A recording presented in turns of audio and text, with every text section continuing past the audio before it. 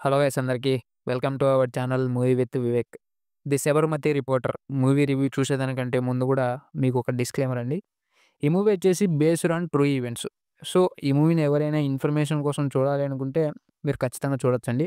Information అయితే బావుంది. లేదు బ్రో, నేను మూవీని మూవీ లాగానే చూస్తాను. నాకు మంచిగా మూవీ ఎంగేజ్ చేయాలి, మంచి సాటిస్ఫాక్షన్ ఇవ్వాలి అనుకుంటే ఈ రివ్యూ మీకోసమేనండి.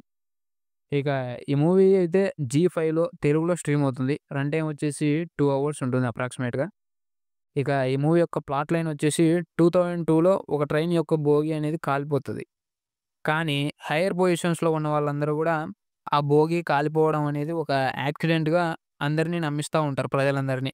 సో, మన హీరో అది యాక్సిడెంట్ కాదు, వాంటెడ్‌గా ఆ బోగీలని తగలబెట్టారు అని నిరూపించాలి అని అనుకుంటాడు. ఇంతకీ నిరూపించాడా లేదా అనేది స్టోరీ లైన్.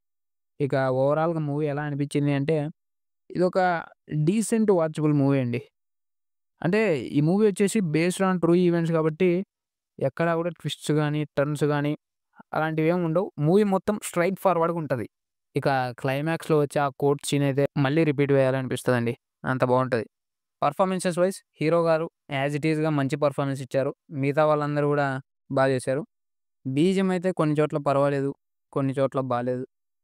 ఈ మూవీలో ఎటువంటి అడల్ట్ కంటెంట్ లేదండి. ఫ్యామిలీతో హ్యాపీగా చూసేయొచ్చు. ఇక ఈ మూవీకైతే నేను రేటింగ్ ఇవ్వట్లేదు. అలాగే first half, second half, positives, negatives అని ఏ విధంగా కూడా డివైడ్ చేయట్లేదు మూవీని. ఒక మూవీ లవర్ ఈ మూవీని చూసి సాటిస్ఫై అవుతాడా? అవ్వడా? అనేది నేను చెప్పలేను గానీయండి. డిసప్పాయింట్ అయితే ఖచ్చితంగా అవ్వడండి. ఇక ఈ రివ్యూ గనుక మీకు నచ్చినట్లయితే వీడియోని లైక్ చేసి ఛానెల్‌ని సబ్స్క్రైబ్ చేసుకొని పక్కనున్న బెల్ ఐకాన్ ఆల్‌లో పెట్టుకోండి. Thank you all. Thank you so much.